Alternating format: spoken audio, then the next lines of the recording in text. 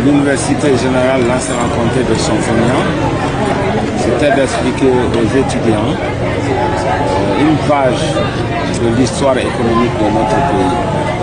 Je dirais même la page la plus importante lorsque, à la mort du président Ahmed Sékou Touré, une semaine plus tard, la prise du pouvoir par le général Lansana Conté, la Guinée qui avait une économie exsangue et très pauvre et qui avait été assiégée de l'extérieur par la manière dont nous avions pris notre indépendance, la Guinée était au bout du rouleau.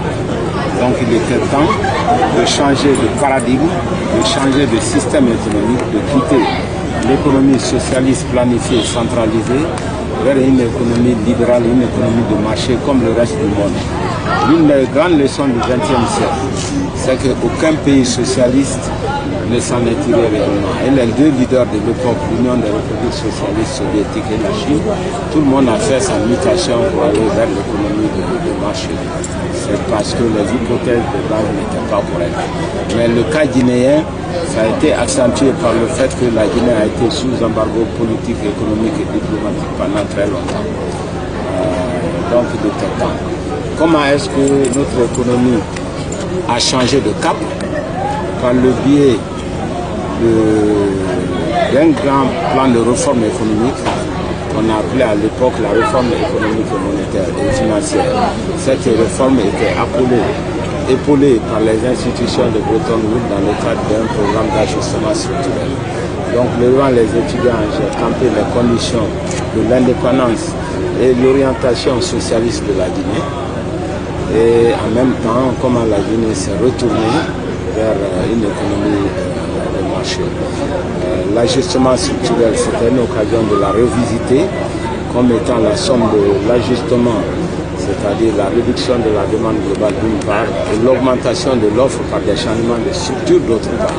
C'est pourquoi les deux institutions de Bretton Woods se mettent ensemble, Fonds monétaire international pour l'ajustement de la demande globale, la Banque mondiale pour le changement des structures et l'encouragement de l'offre. Les deux constituent, font ensemble le programme d'ajustement structurel.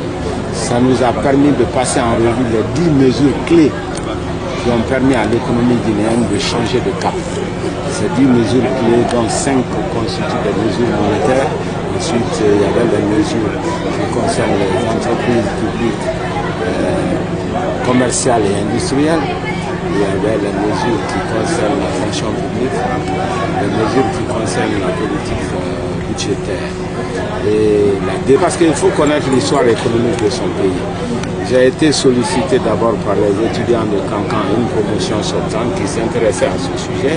Et je me suis rendu compte que ce n'est pas quelque chose qui est enseigné et qu'il faut connaître d'où on vient pour savoir où on va.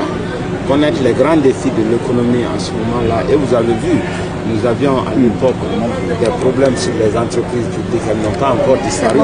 Nous avions des problèmes relatifs à la fonction publique, au fichier de la fonction publique, la réduction de la taille. Nous avons exactement les mêmes problèmes en 2024. Mais au moins, vous pourrez savoir d'où est-ce que l'on vient pour savoir où est-ce qu'on va. D'accord. Ce n'est pas satisfaisant. Tout le monde le sait, parce que le gros problème de la Guinée, c'est que nous n'avons pas pu résoudre les problèmes d'infrastructure. Et c'est le même problème qui se posait en 1986. Encore aujourd'hui, la Guinée n'a pas d'électricité fiable. D'ailleurs, l'embryon de l'électricité n'existe qu'à Conakry d'ailleurs. Et on n'a pas la journée.